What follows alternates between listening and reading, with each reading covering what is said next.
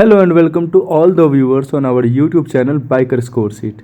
और आज हम जिस बाइक का रिव्यू करने वाले हैं वो है होंडा की एक्स ब्लेड BS6 में। मैं जानता हूँ कि ये बाइक बहुत पहले आ गई, पर आज हम बात करेंगे कुछ ऐसे पॉइंट्स जो आपको सिर्फ होंडा एक्स ब्लेड में ही मिलती है। 160 सेक्शन में और भी बहुत सारे ऑप्शन है हमारे पास, मार्केट भरी पड़ी है बिल्कुल। आप बजाज से पल्सर देख सकते हैं, NS 160 है, TVS से अपाचे RTR 160 4V 2V दोनों है, हीरो की एक्सट्रीम भी आ चुकी है। अगर हम कहें तो सुजुकी की जिक्सर भी है, साथ में यामाहा के FZ जो V3 है वो भी, ये भी 160 के ही कैटेगरी में आ जाते हैं। तो चलिए आज हम ये चेक करें कि ये जो बाइक है होंडा एक्स ब्लेड, ये कैसे बाकी बाइकों से थोड़ा अपना एक डिफरेंट कैरेक्टर जो ये कंटेन करता है उसके बारे में बात करेंगे। अगर आप हमारे चैनल पर पहली बार आए हैं तो सबसे पहले जाके सब्सक्राइब बटन को हिट कर दीजिए and do on the notification bell. So let's start this video. तो अगर हम बात करते हैं होंडा एक्स ब्लेड की और अगर स्टाइलिंग की बात ना की जाए, इसकी डिज़ाइनिंग की बात ना की जाए, तो वो बिल्कुल ही गलत होगा। तो सबसे पहले हम बात करें इसकी डिज़ाइनिंग की। आप देख सकते हैं कि इसकी जो हेडलैम्प है ना, ये बहुत ही अग्रेसिव लगती है। रोबोटिक, ये ट्रांसफार्मर की मूवी से ऐसा लगता है, बिल्कुल निकल के बाहर आ गई है। या फिर आप ये साइड के पैनल्स देख लीजिए, बहुत ही बिल्कुल शार्प एजेज है इसमें, कहीं पे भी ऐसा राउंड एजेस नहीं है, बिल्कुल शार्प एजेस है। साथ ही साथ आप देख सकते हैं जो पीछे का जो एग्जॉस्ट है ये क्रोम फिनिश में, और इसमें ये ट्विन पोर्ट एग्जॉस्ट मफलर जो लगा हुआ है ना, वो इसकी स्टाइलिंग को और ज़्यादा इन्हांस कर देता है।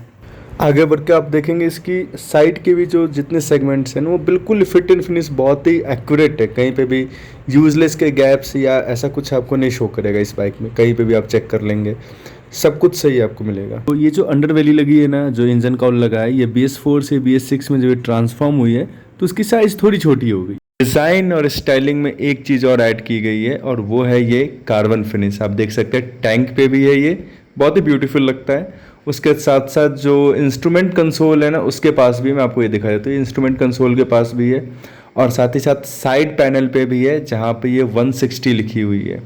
इस जगह पे, इन 3 जगहों पे ये जो दी गई है डिज़ाइनिंग की गई है, गाड़ी को बहुत ही खूबसूरत बना देता है। तो अब बात करते हैं इसके सस्पेंशन के बारे में। जो फ्रंट में ये टेलीस्कोपिक सस्पेंशन लगा हुआ है और इसमें फ्रंट में फोक प्रोटेक्टर लगे हैं। फोक प्रोटेक्टर बहुत ही हेल्पफुल होता है अगर आपकी गाड़ी किसी गड्ढे में चली जाती है तो पहले ये प्रोटेक्टर टूटता है और जो सस्पेंशन की सीलिंग है वो नहीं टूटती है और आपके खर्चे बच जाते हैं। अगर बात करें रियर सस्पेंशन की तो ये मोनोक्रॉस लगा हुआ है। Monocross suspension are known for providing stability at higher speed. साथ ही साथ कॉर्नर्स पे भी ये आपको स्टेबिलिटी देती है। तो ये दोनों जो सेटअप है सस्पेंशन का, ये अपना काम अच्छे तरीके से करता है और ये ऑप्टिमम है एक 160 सीसी बाइक के लिए। तो बढ़ते हैं आगे। तो अब बात करते हैं उस चीज़ की जिससे मुझे सबसे ज़्यादा इंटरेस्ट रहता है, वो इसके व्हील और ब्रेकिंग का जो कॉम्बिनेशन होता है बहुत ही इंपॉर्टेंट होता है किसी भी बाइक के लिए। इसमें आप देख सकते हैं पेटल डिस्क लगे हुए हैं सामने जो कि हीट डिसिपेशन के लिए बहुत ही यूज़फुल हैं। साथ ही साथ इसमें निशन के कैलिपर्स लगे हुए हैं। होंडा स्टैंडर्ड मेंटेन करने के लिए जानी जाती है और इसीलिए निशन के इसमें कैलिपर्स लगे हुए हैं। और साथ ही साथ मैं बता दूं कि इसमें सिंगल चैनल ABS अवेलेबल है, जहाँ के आप देख सकते हैं ABS के जो रिंग्स आपको सिर्फ फ्रंट पे मिलेंगे, बैक में नहीं मिलेंगे।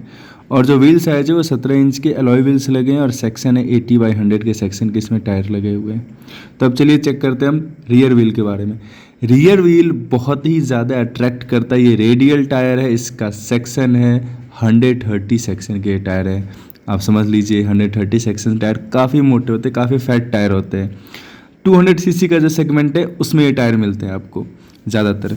रियर व्हील की भी जो साइज़ है वो 17 इंच के अलॉय व्हील्स इसमें लगे हुए हैं। सेक्शन में आपको पहले बता चुका हूँ 130/70 का सेक्शन इसमें है। बात करते हैं अब रियर में जो डिस्क लगी है उसकी बात करते हैं। ये 2 वेरिएंट में आता है, एक डिस्क है डबल डिस्क और दूसरा होता है जिसमें आपको रियर में ड्रम मिलता है। जो रियर डिस्क है ये भी पेटल डिस्क है, इसकी साइज़ 220 mm है, पर अगर आप इसको जो दूसरा वेरिएशन है अगर आप वो लेते हैं तो वो 130 mm का आपको उसमें ड्रम मिलता है। पीछे भी आप देख सकते हैं निशन के ही मैं आपको एक बार दिखा देता हूँ, निशन के ही इसमें लगे हुए हैं, कैलिपर्स लगे हुए हैं।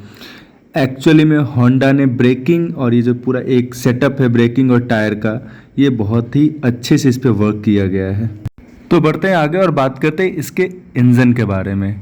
किसी भी गाड़ी के लिए इंजन सबसे ज़्यादा इंपॉर्टेंट होता है। इस गाड़ी में 162.7 सीसी की SI इंजन लगी हुई जो कि BS6 कंप्लाइंट और ये एयर कूलिंग पे डिपेंडेंट है।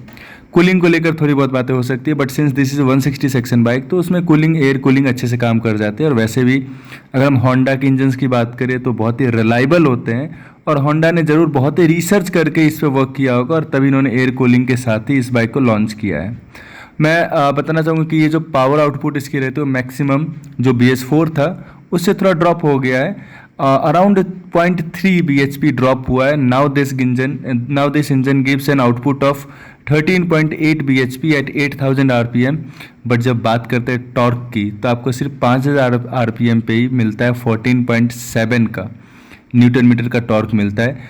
जो टॉर्क है वो BS4 वेरिएंट से ऑलमोस्ट 0.8 न्यूटन मीटर इंक्रीज हो गया है। हालांकि पावर में थोड़ा सा डिक्रीज हुआ है, बट जो ये इंक्रीमेंट टॉर्क में आई है ना, और वो भी इतने कम RPM पे आपको मिल जाती है। तो इससे होता है क्या है, क्या बेनिफिट मिलता है इससे? ये बेनिफिट ये मिलता है आपको इससे कि जब आप किसी चढ़ाई पे जाएंगे ना, कहीं अगर ऊंची रोड है, इंक्लाइंड रोड है, बहुत ही ज़्यादा एंगल पे है, तो आपको आपके इंजन पे ज़्यादा असर नहीं करता, वो ज़्यादा प्रेशर नहीं डालता है, क्योंकि टॉर्क अच्छे से मेंटेन कर लेता है उसे और कोई परेशानी नहीं होती गाड़ी को किसी भी ऊंचाई पे चढ़ने में। तो अब चेक करते हैं इसकी लाइटिंग सेटअप को चेक करते हैं। जैसे कि आप देख सकते हैं छोटा सा DRL है सामने में और साथ ही साथ ये कंप्लीट LED सेटअप है। मैं आपको एक बार अपर और डिपर स्विच ऑन और स्विच ऑफ करके दिखा सकता हूँ। ये देखिए, ये हो गई, ये अपर और डिपर में जो चेंजेस आते हैं वो ऐसा होता है। इसका जो फेस है ना वो मुझे बहुत पसंद है। ऊपर ये छोटा सा जो इसमें विंडशील्ड भी लगा हुआ है, इसकी ब्यूटी को और ज़्यादा बढ़ाता है। हैज़ार्ड लाइट के लिए डेडिकेटेड स्विच है, अगर आप उसको स्विच ऑन कर देते तो आपके चारों इंडिकेटर्स एक साथ जलने लगते हैं, जो कि काफ़ी यूज़फुल है। Tail light also comes with LED setup और इसकी स्टाइलिंग डिज़ाइनिंग बहुत ही अच्छी लगती है। Now let's talk about the sitting comfort of this bike. सबसे पहले मैं इसको मेन स्टैंड से उतार लेता हूँ। पहले मैं जब आप इसको उतारते हैं तो वेट कम होने की वजह से कोई ऐसी इशू नहीं आती है इसको ना चढ़ाने में ना उतारने में मेन स्टैंड से। सो नाउ बात करता हूँ, मैं बैठ के आपको दिखाता हूँ कि जब आप बैठते हैं तो सस्पेंशन इसके स्टिफर साइड पे हैं, गाड़ी नीचे नहीं जाती है ज़्यादा। मैं 6 फुट 2 इंच का हूँ, पाँव मेरे बड़े आराम से नीचे तक पहुँच रहे हैं।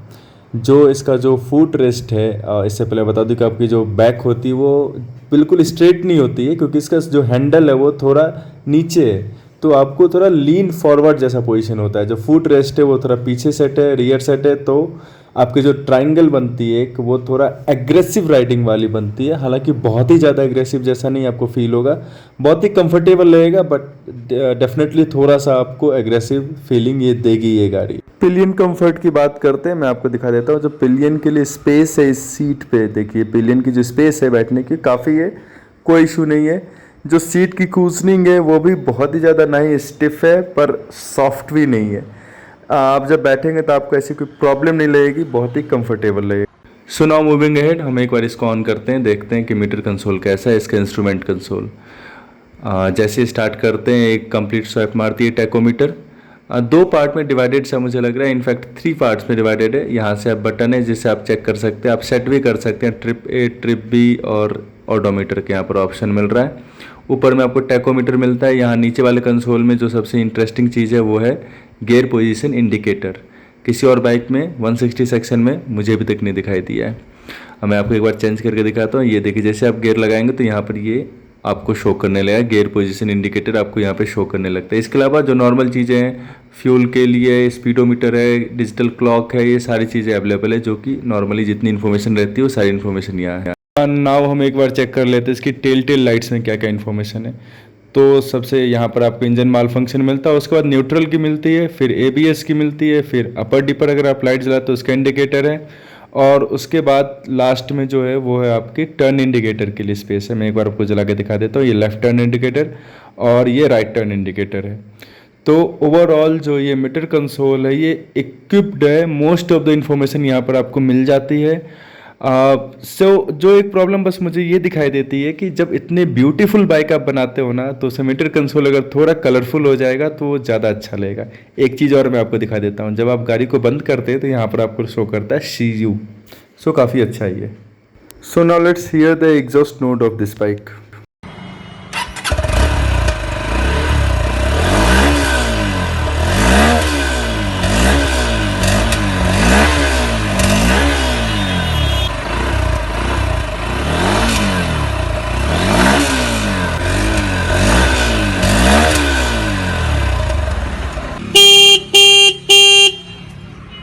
सो नाउ मूविंग एड, अभी हमने इस गाड़ी की एग्जॉस्ट नोट और जो आपकी हॉर्न है दोनों हमने सुन ली है। अभी तक जो हमने बातें की वो सिर्फ की हैं इसकी प्रोज के बारे में, क्या क्या इसमें अच्छा है। कुछ चीज़ें इसमें भी बुरी हैं जिसके बारे में बातें कर लेते हैं। अब पहली चीज़ क्या है कि आई स्ट्रांगली बिलीव कि जब किसी भी गाड़ी को इतनी प्यार से बनाया जाती है, इतनी डिज़ाइनिंग इतनी अग्रेसिव होती है, इतनी अच्छी दिखने में लगती है, तो उसमें कुछ छोटी चीज़ अगर ऐड कर दी जाए तो बहुत ही अच्छी लगेगी। पहले तो बता दूँ, सामने आपको जो दिख रहा है ये कैटालिटिक कन्वर्टर है। BS6 गाड़ियों के लिए ये ट्रेडमार्क है। तो जो चीज़ मिसिंग है, पहली चीज़ वो मुझे लगती है इसमें अगर ऑयल कूलिंग आ जाएगी ना तो इसकी लुक्स भी अच्छी हो जाएंगी, उसकी वजह से वो जो रेडिएटर सामने दिखेगा तो, और साथ ही साथ कूलिंग सिस्टम भी ज़्यादा अच्छी हो जाएगी इसकी। इसके अलावा जो दूसरी चीज़ जो इसमें इम्प्रूव हो सकती है उसके बारे में बात करते हैं। जो दूसरी चीज़ जो इसमें इम्प्रूव हो सकती है वो इसकी टर्न इंडिकेटर्स। जैसे कि मैं दिखा दूँ कि कंप्लीट लाइट सेटअप, इतने डिज़ाइनिंग पार्ट को देख लीजिए कितनी बढ़िया लगती है। पर जब आप इसके इंडिकेटर्स देखते हैं, चाहे पीछे हो चाहे आगे हो, ये बल्ब इंडिकेटर्स इन्होंने यहाँ पे अप्लाई किए हैं। अगर इस पर थोड़ा और ध्यान दिया जाए और इनको बल्ब से LED इंडिकेटर्स में अगर कन्वर्ट कर दिया जाए तो इसकी जो लुक्स है ना वो बहुत ही अच्छे से निखर के और सामने आएगी और बहुत ही ज़्यादा ब्यूटीफुल लगने लगेगी। फिर ये एक चीज़ है, ये जो दूसरी चीज़ इस पर वर्क किया जा सकता है। सो ये थे इस गाड़ी की जो मुझे थोड़ी बहुत कमियां लग रही थी, उसके बारे में बता दिया। अगर ओवरऑल बात करें, सीट कूजनिंग की बात करें, स्टाइलिंग की बात करें, सब कुछ बहुत ही बेहतरीन है इस गाड़ी की। एक्चुअली में जो अगर डिज़ाइनिंग की बात करें, आप इसके जो ग्रैब रेल्स भी आप देख सकते हैं, बहुत ही स्टाइलिश लगते हैं। Out of the box thought thinking I है, तभी ऐसा काम किया गया है। तो ओवरऑल अगर मैं इस बाइक के बारे में बताऊं तो बहुत ही अच्छी बाइक है। अगर आप इसको लेना चाहते हैं तो बिल्कुल ले लीजिए। जो इसकी एक्स शोरूम प्राइस है सीतामढ़ी डिस्ट्रिक्ट में जहां पर मैं हूं अभी, वो है अगर सिंगल डिस्क वेरिएंट आप लेते हैं तो 1,10,000 के आसपास है, और अगर ड्यूल डिस्क लेते हैं आप तो 1,14,000 1,14,500 के आसपास है। एक्स शोरूम प्राइस में बता रहा है इसकी। सो यहीं पे इस वीडियो का एंड करते हैं। अगर आपने सब्सक्राइब नहीं किया तो कर लीजिए। You can also follow me in my Instagram. वहाँ पे मैं बहुत सारी नई चीज़ें और बहुत ही एक्टिव रहता हूँ, मैं बहुत सारी नई चीज़ें वहाँ पे मैं शेयर करता रहता हूँ। और यहाँ तक इस वीडियो को देखने के लिए आपका बहुत बहुत धन्यवाद। हम जल्दी दूसरे वीडियो मिलेंगे। Thank you so much for watching this video. Will meet soon again.